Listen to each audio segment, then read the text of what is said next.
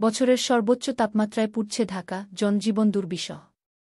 ঢাকায় চলমান তীব্র তাপপ্রবাহ আরও ভয়াবহ রূপ নিয়েছে।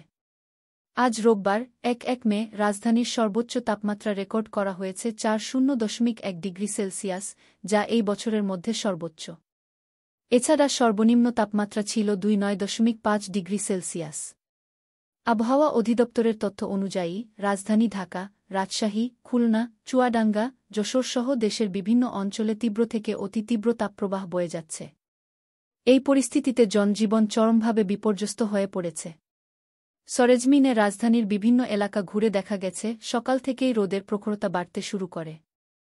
দুপুরের দিকে তা অসহনীয় পর্যায়ে পৌঁছায়। রাস্তায় লোকজনের চলাচল ছিল তুলনামূলকভাবে কম।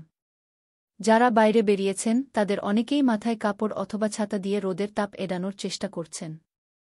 এর মধ্যে সবচেয়ে বেশি দুর্ভোগে পড়েছেন খেটে খাওয়া শ্রমজীবী মানুষরা।